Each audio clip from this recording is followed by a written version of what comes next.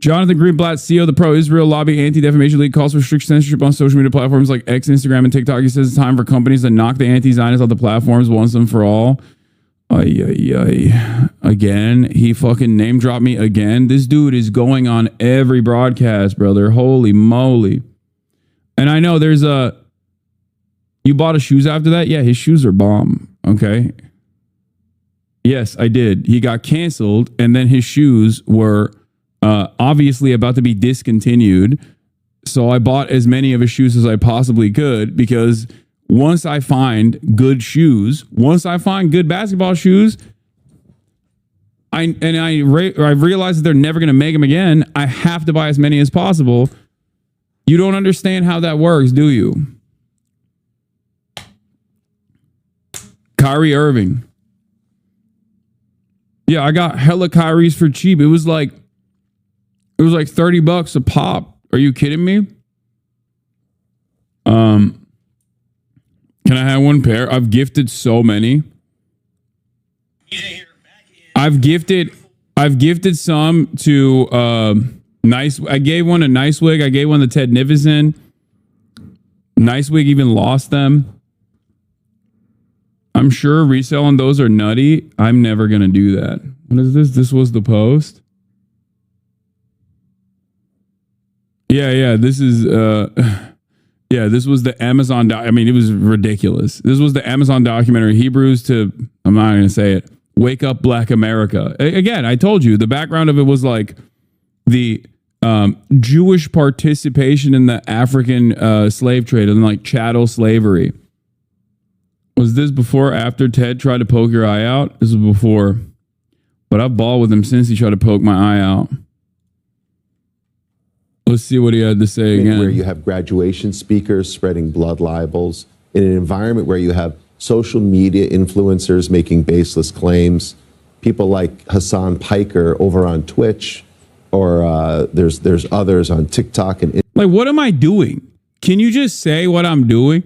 Other than just lying and being like, he is saying exterminationist rhetoric about Jews. Like, just fucking, because the reality is, if you were to turn around and be like, people like Hasan Piker on Twitch.tv are saying Israel is doing a genocide and it must be stopped. If you were to say that out loud on a broadcast, everyone would turn around and go, what the fuck do you mean? He's right. He can't seem to get my name out of his mouth. Is crazy. Please, he's out here issuing an American fatwa on you. I know. Keep my wife's name out your fucking mouth. It's crazy. I'm sorry for making fun of him for being bald, okay? I apologize. Jonathan, get my name out of your mouth. Oh my God. I don't have an issue with you being bald, bro. Go to Turkey. Go to Turkey. I will get it. I will help you get that taken care of. You know what I mean? You can come back with a full head of hair. Jesus Christ. Instagram saying wild, baseless things about Jews, about Zionists, about Israelis. Vlad, I worry that this... About Jews, about what? About Zionists, about Israelis? I think it's wild because when he says, like, I say wild shit about Jews and about Israelis, like, and then people encounter what I'm saying about Jews and about Israelis, and they go, wait, he says that Judaism has nothing to do with Israel. Israel is a state, okay, in and of itself, and is totally separate from Jews who are not a monolithic force. How are you going to be at odds with what I'm saying? One, you're Jewish. Two, you're American. Nothing I've said is things that you would disagree with. Why the fuck are you constantly saying... Why are you constantly saying I'm saying anti-Semitic shit? I mean, I know why. It's because, again, I am anti-Zionist unconditionally and uncompromisingly, but also simultaneously am not an anti-Semite. That's what it is. It's so funny because you literally cannot sue him for defamation because if anything, you're getting more popular because they're making you sound based by saying you're anti-Israel, not by saying you're doing blood libel, of course. I mean, it's getting to a fucking point where it unironically is like anti-Semitism is on the rise, okay? It is becoming fashionable. So being branded as a fucking anti-Semite is unironically becoming a fashionable thing. But of course it doesn't matter because most people know.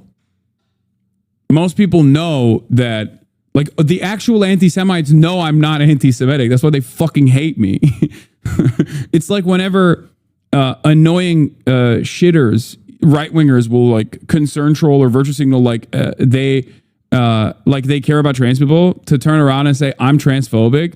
And it's like, yeah, if I was actually transphobic, you would be a fan of mine. You wouldn't be fucking complaining constantly. You know what I mean? And it's the same as like anti-Semitism. If I was actually anti-Semitic, half these people that are chirping would actually love what I have to say. It's so goddamn annoying. Vlad, I worry that this could even get worse. So I think we really need tech platforms to step up and stop, lifting up these intemperate voices. We need elected officials to speak out. We need people from all walks of life to stand with their Jewish friends and. What is this? This is what happens when you hire a guy who got into screaming fits over Choppa Trap House to write your Pride special. There's just something about this one. Wait, what is the issue? I think on gay shit, I don't think they would present me in a negative light. I'm in this. They put me in this. I'd like, there's no way, right? Would someone be like, he's actually a foe? Would they do that? Am I crazy? I doubt it. Where is it? Where'd it go? I had it up somewhere. I have it in front of me. The context makes it obvious you're not being shit on. They do. The author is a super lib who hates leftists. I think you guys forget I do have super lib fans. I have a lot of super lib fans, especially from my TYT days and stuff too. So, there are, especially when it comes to like defending queer rights and stuff like that. I have a lot of super lib fans. People that might not like Chapo, will still like me a lot. They might think that like Chapo Trap House is like too anti-woke or something, but then they'll say like Hasanabi Piker is woke. The author is Jude Doyle and is making it seem like you support the bad guys simply because they're gender fluid. Fugazi, it's a wazi, it's a woozy. They really hate Bernie Sanders? Wait, what? Once my dad spent a few hours making a pot roast, and when he thought it was slightly overdone, he picked up each plate on the table and flung it at the wall. We didn't get to eat that night. Yeah, I guess you were lucky that your associations with men yelling were positive. Wait, what? What the fuck? I don't know. I don't care. I'm happy about this, okay? There is no need to investigate further. There's no need to fucking find out what the actual political perspective of the comic book author is. I'm happy to have been referenced, even if it's a negative or even if it's a positive. I'm literally barely in the fucking frame here as Hasanabi, I don't give a shit. I don't care. I'm in the DC universe now, officially, okay? Shut the fuck up. Matter. It's not on the elemental chart. Yeah, SpongeBob pointing at TV meme. Look at me. I'm in the DC universe. I don't care. You guys are being silly and stupid. I'm canonically in the gay DC universe. Gay Hassan is in DC Comics. Exactly.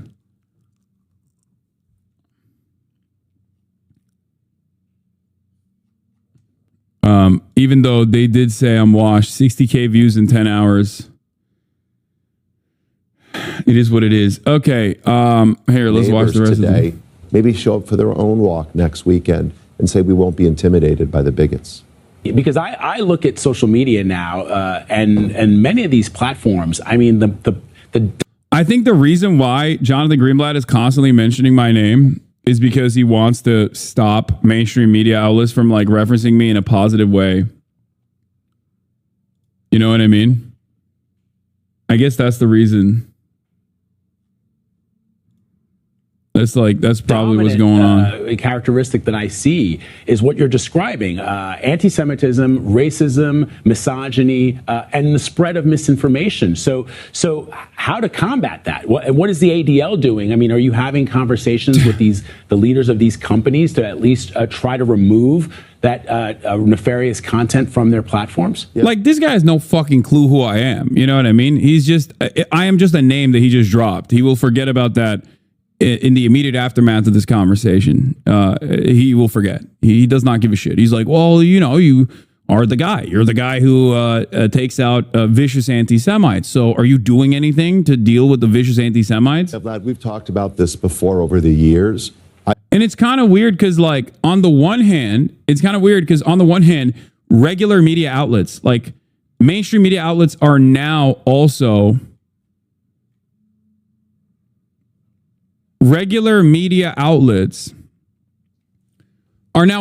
arriving at the position that I've been at for years and actually covering Israel appropriately. And in the process, like, Jonathan Greenblatt is still trying to do his very best to try to, like, I guess, undermine someone like myself. But yeah, over 7 years ago, Hasan posted this as one of his first videos on his YouTube channel before he even got started streaming full time. Since then, nothing has changed. It never began on October 7. The double standard of brutality in Palestine, 2018, May 15th.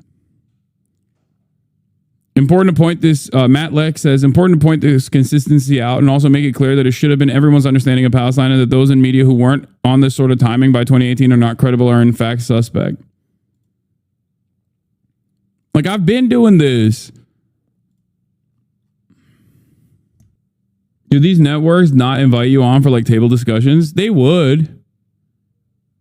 They're coming after me and Miss Rachel. Also, Miss Rachel followed me back, and I followed her back. Might link up with Miss Rachel.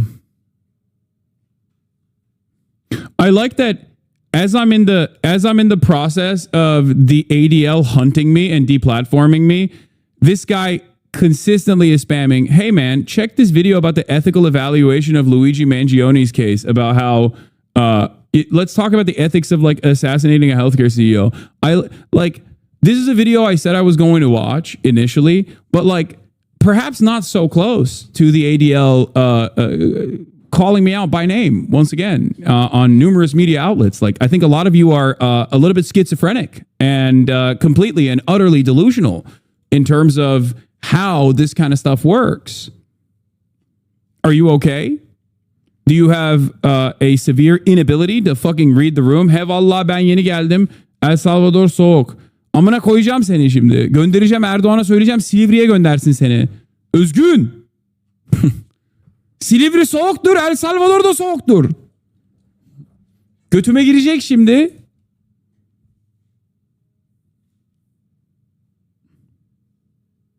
Anyway. Pardon babuş. Bro, you got 5 stars on you, GTA style right now. It's fine. It's not that. It's not that bad. It's not that significant. It's all good.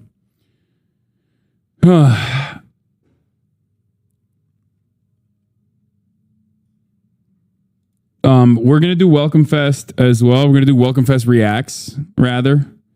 America's largest public gathering of centrist Democrats. Obviously, it's a meme and it's hilarious. But yeah, I don't even care about the rest of this fucking thing. Jonathan Greenblatt is, like, actively trying to make anti-Zionism illegal. Good luck to him on this endeavor. I really do hope that there are reasonable people out there who recognize and separate anti-Semitism and anti-Zionism. One has to ask, if you're really as anti-Semitic as organizations such as the ADL says you are, why are you being featured in CNN, New York Times, etc.? No, the reason why Jonathan Greenblatt is constantly fucking complaining about me is because of this. Is because I get positive mentions.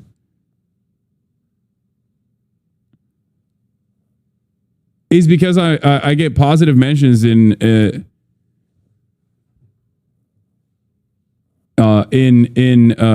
media like that. That's why.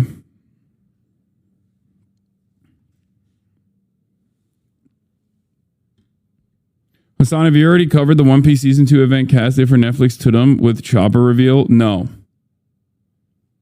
Hey, yo, Thomas Foolery. Thank you for... Well, I mean, this all gives support to your analysis of why they're talking about you. Pro-Zionist ops definitely have internal numbers and analysis that indicates your platform is growing and highly effective compared to other commentators. I mean, look, I got interviewed by an international outlet yesterday, the entire day. And the reason for why I got interviewed, like this journalist said that he had a direct fascination with like American politics in general, as many other countries do. But his fascination with what I was doing revolved around the fact that, there are plenty of people who have my point of view and are out and about and open about their perspective, but none with a platform and none with as much mainstream prominence. So yes, that does play a role. In this regard, clout unironically plays a fucking role. This is part of the reason why I also play this game to the best of my ability, do collaborations, things of that nature, to expand the network that I have and try to get you guys to be on board with those sorts of endeavors as well. One, because it's fun for me, but two, because it does play a unique role using my strengths and my real interests to my advantage. Do you see what I mean?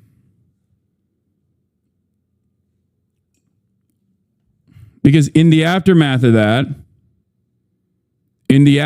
things like that, the mainstreamification of things that I do, you get newcomers who come in with charitability. Okay, I don't think gaming is a strength of yours. No, gaming is not. I mean, even gaming plays a role in this too, though.